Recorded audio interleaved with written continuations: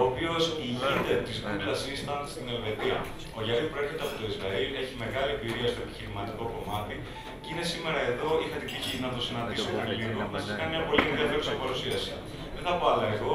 So, Yariv, welcome to Delphi. The stage is yours. Thank you.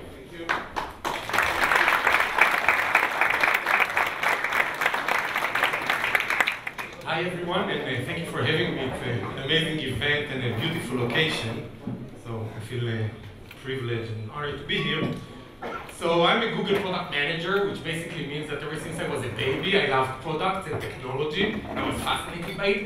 But I was especially fascinated by these transformative technologies that once they come, you cannot really remember or imagine how did we survive before, right? Radio, airplanes, cars, computers. I always tried, how is it to live that, you take 6 weeks on a boat and suddenly you're in business class and watching the movie in 10 hours you're in the same place. How is that reality?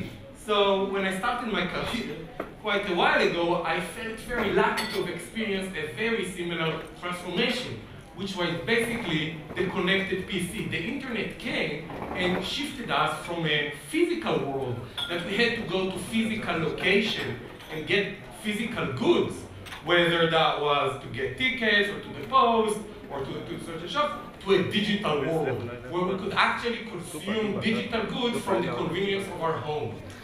Now what was amazing to experience it was the rate and scale of change, right? Within very few years, we had hundreds of millions of people connecting to hundreds of millions of services online, which was amazing, completely transformed our life. And in my opinion, one of the key things that allowed this scale and rate of change were platforms of scale.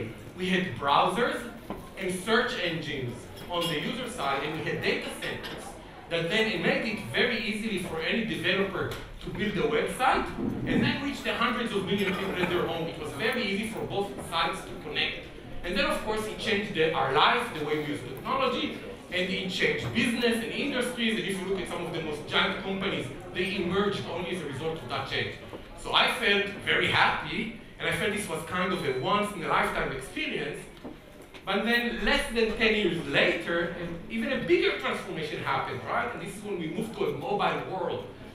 And what happened here from a technology is interesting because we took the computer and made it slightly smaller, we cut some cables, and we added very simple sensors. Camera, mic, a speaker, gyro, GPS, nothing that was like, amazing, this existed before. But with these little changes, once the device was connected from the wall and could walk with us, huge transformation emerged on 3 vectors. One, we had many more people who use this technology because the first revolution happened mostly in the US and Western Europe, that they had landlines to homes, but many other continents did not have that connectivity. And now that you did need that, billions of people, from hundreds of millions, we moved to billions of people that moved mobile first. The second thing that was interesting was the amount of usage. When we needed it at the beginning, we could use it either at home or at work. But now when the device is with us, or it's more us with the device, right? We're addicted to it. It's the most used device in such a short time.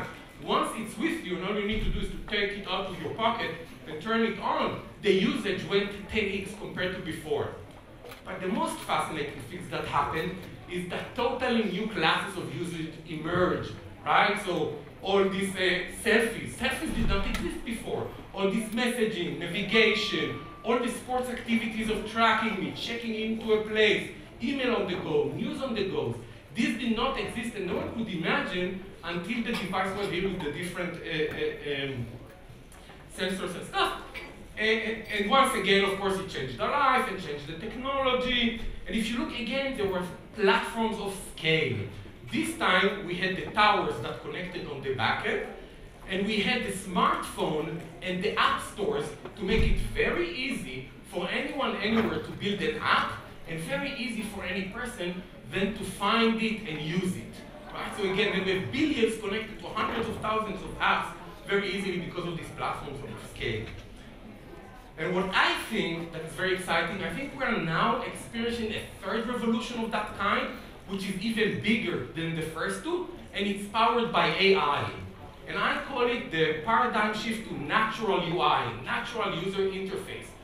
And to me it's very exciting because until now, ever since computer became to be, we had to learn how to use computers.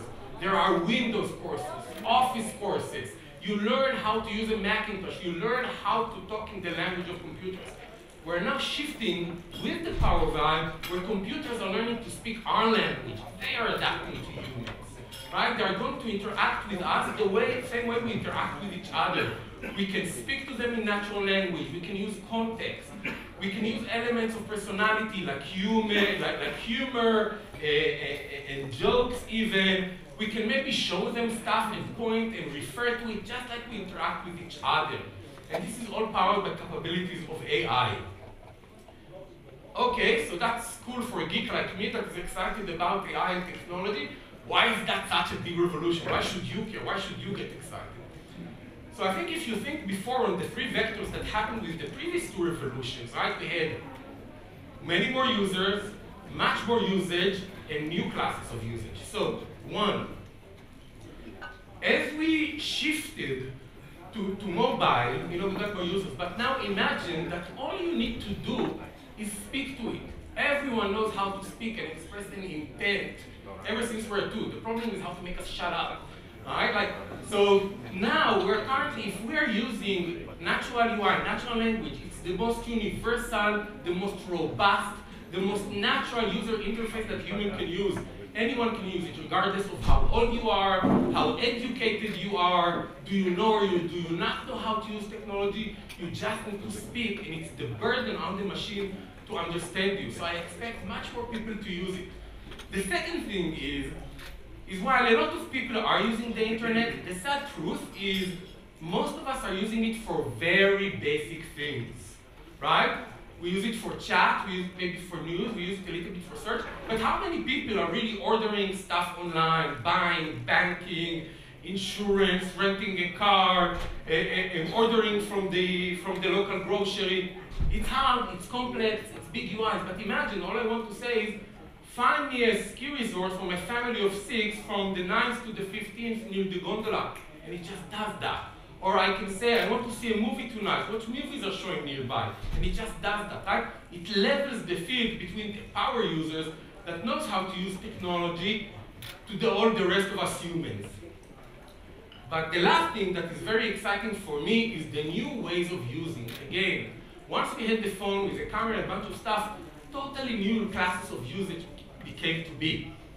So now imagine that if we put this AI intelligence in the computer, in speakers, in headphones, on the watch, in your clothes, in the car, in the TV, in devices that can do many capable things in your oven, in your fridge, in your air conditioner, we just cannot imagine, in my opinion, the type of usage that will emerge and completely change our life and industry.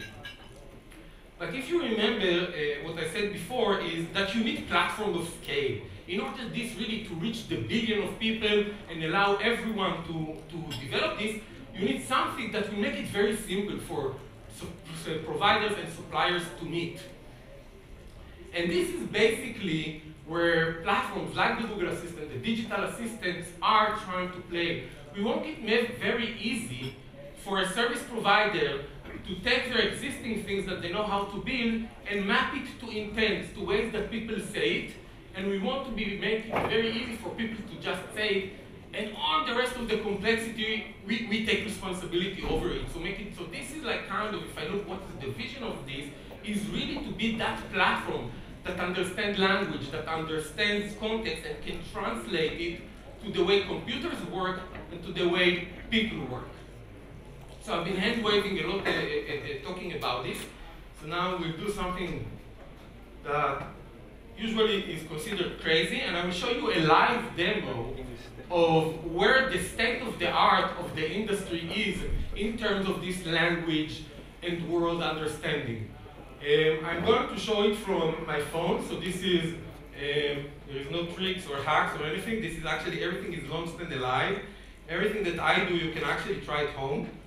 Hopefully it will work here, because we solved the eye. Sometimes projectors and presentations are still not solved. And it's live, so bear with me. And what I want to show you, it's early steps still. Definitely we're at the beginning of this understanding, and machines are nowhere close to where humans are. But they're pretty impressive in my opinion. So one thing that is very cool is this country is amazingly beautiful and has an amazing heritage and history. I'm a big, great fan. I think she has good potential in tourism, and I just was putting myself in which I am, right, as a tourist in Greece. How could this technology actually help me to access information more naturally, right? So the first thing I will show you is, I want to ask some very basic questions, but I don't want to trigger apps. I don't want to do it. I want to speak to it like I would speak to a human. And so, how is the weather going to be this weekend? Here's the forecast for Delphi. I ask it like a normal person, I don't need AI. I can ask, like, for example, tell me about things I can do around here. I found a few places within 6.9 kilometers. Okay, cool. So it shows me, a bunch of stuff that I can continue. I can either speak to it, but sometimes, maybe I can just tap it. So let's see this Delphi Archaeological Museum, right? So here is Delphi Archaeological Museum. Okay, so I don't know, maybe show me photos. These pictures should match. Okay, so I can see, okay, that seems very interesting, this one. And I don't know if you noticed, but first I used natural language, and then I said, show me photos. I did not say photos of what, but it remains context. It understands, okay, you were looking at something. You don't even say, I tap, but it shows me the photo, right? So I can ask, for example, again, like a human will ask, how far is it? If you drive, Delphi Archaeological Museum is 13 meters away. Really? Can I get here by public transportation? The best way to get to Delphi Archaeological Museum by mass transit is via EO 48 and will take about 14 minutes. So it's connected, right? So maybe it's better to walk or even crawl,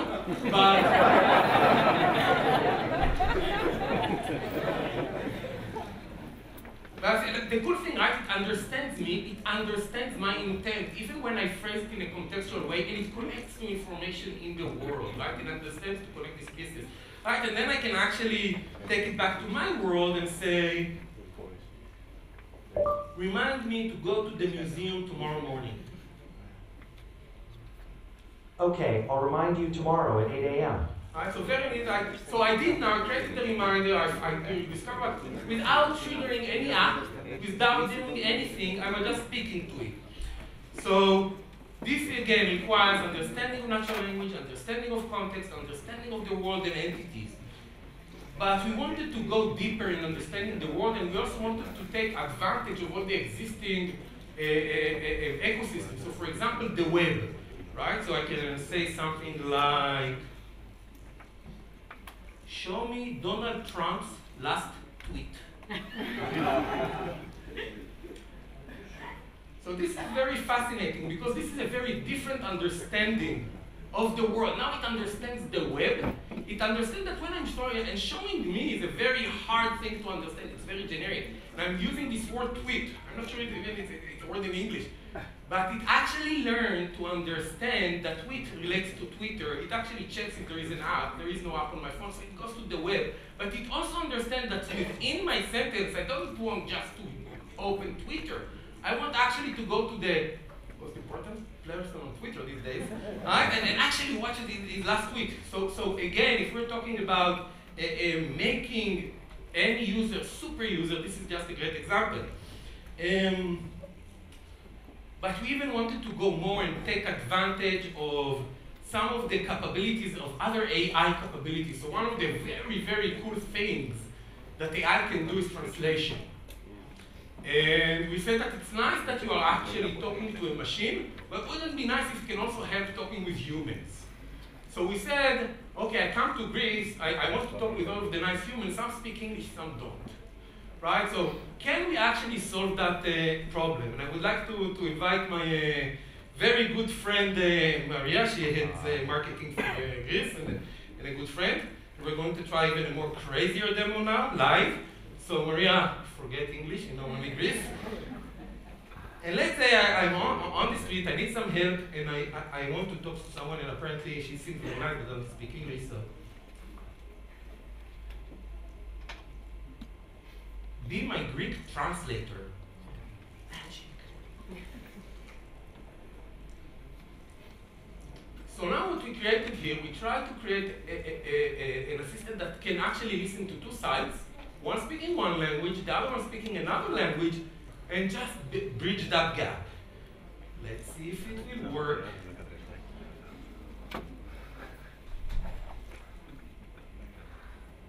Do you know where the Apollo temple is?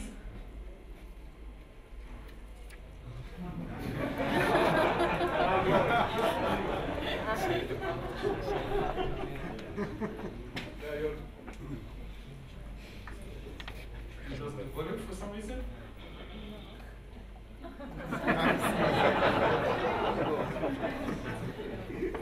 Okay, we lost the volume. I hope it will come back, but okay. Do you know where the Apollo temple is?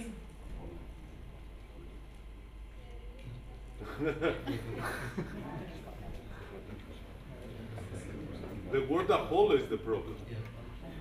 Do you know where the Apollo temple is? It's your accent. Apollo. They sure took your culture.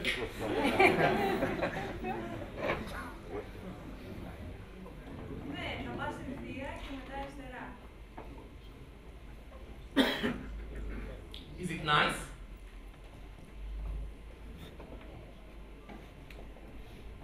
Είναι πολύ ωραίο, πρέπει να πας σίγουρα.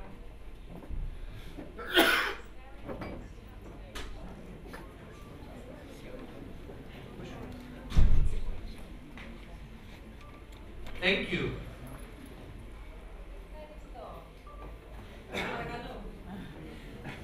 So thank you, yeah, so it actually also speaks, thank you Maria, now I know that it's nice and I should go left and right. So actually it speaks out the language, not just a reading, but to me this is an amazing use of integrating in, and actually suddenly two people in a hotel, in a restaurant, or on the street can actually converse. And you can also always also do it if it was without a person. How do you say in Greek, I lost my stuff on the train? You would say. So I can actually also do it with myself when I'm all alone and Maria is not here to help me. But what we've been seeing is how we integrate with different apps, different capabilities. But what's more interesting, because like I said before, right, we want to be on every devices or new places. So we want also to understand that world, the world of things. So I didn't bring here a self-driving car or anything, so I only have the phone. So I will do the most important thing a person can do on the phone these days, and that without it, culture ceases to exist on Earth. But I need your collaboration, so be ready. Take a selfie. Okay. Smile. Cool. So again, going back to some, right? So okay, you guys look good. So going back, right? So as we understand intent and understand ability, that's what we've seen how do we go and understand information, understand the world, understand apps, do these AI capabilities, understand really deep entities like Donald Trump's and tweets, and now we also understand devices, and everything is mapped by natural language, and we don't need to use proper English. Take a selfie, you know, that's like a very conversational, simple way. So maybe we'll have even more people, older people, younger people now taking selfies. So this is cool, this is kind of a generic assistant, but we want to make it a personal assistant. We want it to make it something that knows my world, knows me. So for example, sometime, so I have a flight, I don't know where my flight is, right? So I can ask something like, when is my flight? Απλώς να το πεις. Μετά. Μην τράξεις να περάσει. Swiss 1839 from Athens to Zurich departs today at 5:45 p.m. So this is very clear. And I don't know if you noticed, I'm not a very obsessive person. I never told it about my flight. And I never said, oh, I'm going to fly. But what happens, it has actually, I allowed it access to my email. Inside my email, I got a confirmation. It can understand email, of course, with permission and privacy and control. And then it can actually take interesting information from that and surface to me. And actually yesterday I got an alert that the flight is delayed and so forth, and I can actually also check into flights and do stuff. But it's not limited to that. So for example, I recently was in a place, and anyone that travels and maybe drinks too much has the same question. I think I told you to this one. Where did I park my car? Here's the picture I saved when you told me where you parked. Alright, so basically what I did is like I actually took a picture of exactly, the parking place that I parked. But the nice thing is it actually understands that the parking location has a physical meaning in the world. So if you look here, there is always a bunch of suggestions that we are suggesting at the bottom, like very quickly. So the first thing that it suggests is the map. And it shows you like the exact location of where you parked. So on the bad side, we will have many more people doing selfies, but we will have much people getting lost and losing their cars. So this is like, again, right? So this shows the integration. Once I understand the importance of location, with navigation, I can start walking now directly to my car or use the public transportation, and it will take me a little bit more. But the personal understanding goes even beyond, and we said, hey, there are so many interesting sources, right? AI doesn't only understand what I tell it, it can also understand what it sees. So wouldn't it be great that after I visit Greece, I can actually ask, show me my photos from the Greek islands? Showing your photos. I'm a good photographer. Alright, so this is like super cool. Alright? I never actually tagged any of these photos. I never said, oh, these are my photos of the Greek islands.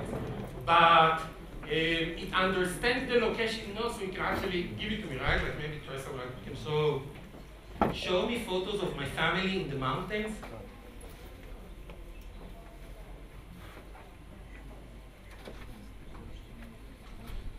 It's thinking.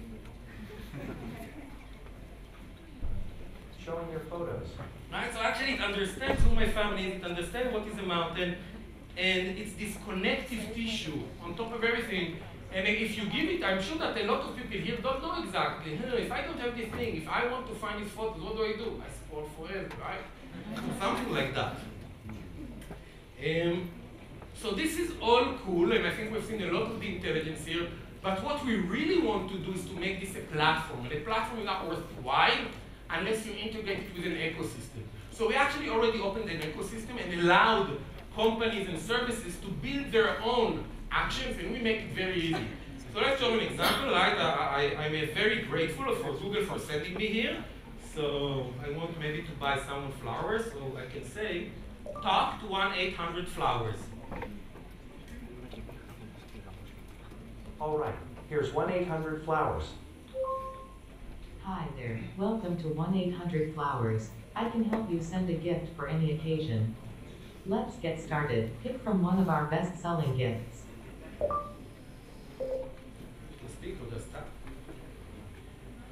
All right.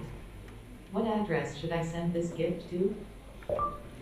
Google office in Mountain View, California. Sure, I can send this to 1315 West North Avenue, Chicago, Illinois, 60642, USA. What's the recipient's full name? Sundar Pichai.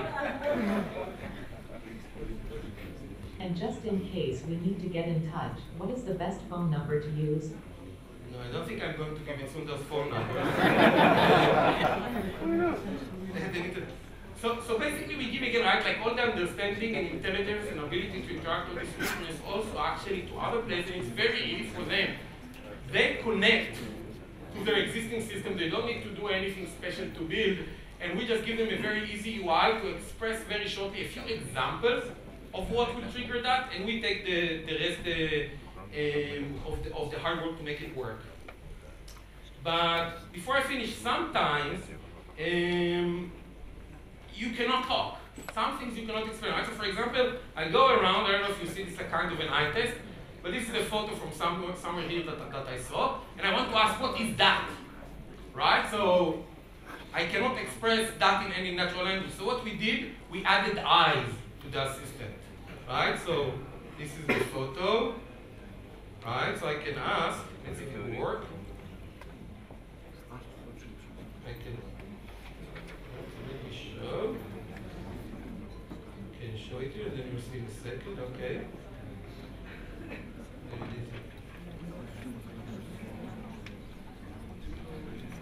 Alright, so actually tell me Delphi, if I showed it more, it would actually give me the exact location of the Apollo temple.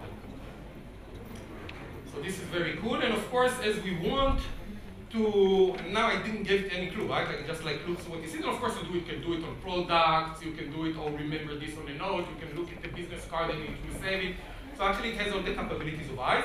And of course, one of the things that we have noticed is that once people can speak to the thing, they expect some kind of personality and humor. And we see very real, I love you, do you love me, you know, will my girlfriend leave me, like stuff we've never seen in search. So we also made it so it can answer be sometimes less serious. So, are you the future of AI? What is the recipient's phone number in case you need to contact them about delivery? Wait.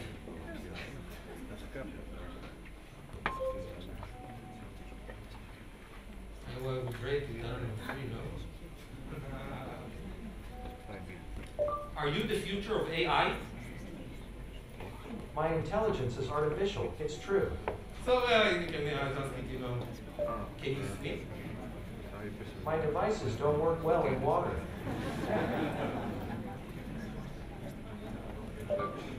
Who are your parents? I consider everyone at Google to be my family. It's a lot of birthdays to remember, but I like it. So you can actually speak to it, and actually it surprisingly answers a lot of stuff super nicely. So that was the end of the demo. Thank you.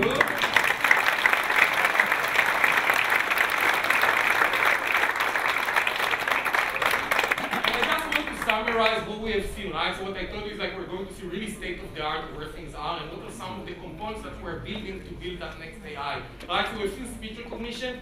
I don't know if you noticed, but if you look closely, because of my perfect British accent, Apollo, it heard one thing and then it changed it. And this is very similar to how our brain works.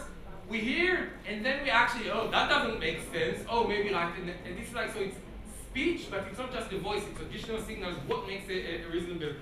When we've seen context understanding, and you can actually, I've shown some conversational, but I can also ask what is this around, and it knows whether what I'm currently doing, so it's like the broader. We've seen, of course, natural language processing, understanding entities, intents, elements, understanding the world, understanding it in a very deep way. We've seen the ability to go back and forth that we've seen in the beginning. Image recognition, both of my photos or looking at something now. And we've seen some personalization with smartphone. This is very important, right? It really gets to know me, my stuff, my family, and my things. So my message here is, you know, I think AI assistants are here. And I think it's a lot of potential and a lot of value and a lot of opportunities for businesses and consumers. And I think now is the time to invest in it and really know how to do it. I feel, you know, I was in the mobile revolution in 2005 and 6. It was before, just before iPhone. It was mostly Blackberries. And people were saying, who needs that? Just a bunch of rich people on Wall Street that are playing with their email, right? Like, you know, if you were in that attitude in 2006, most probably your business is not doing well now. And I think we're like, at that moment in time now where we really need to see, okay, so this conversation is going to happen. This paradigm shift, these devices are going to happen. How can we use? I think there is a lot of great things that can happen to humanity. We just recently launched Voice in India. So people are connecting the first time to the internet via voice. Right? It's already changing the world. The next billion users that don't even have smartphones, all now they need a microphone to know news, to know information, to communicate with each other. So I think it's very exciting. We're seeing the ecosystem happening. And I hope to see you again next year and tell you how it's going on. Thank you.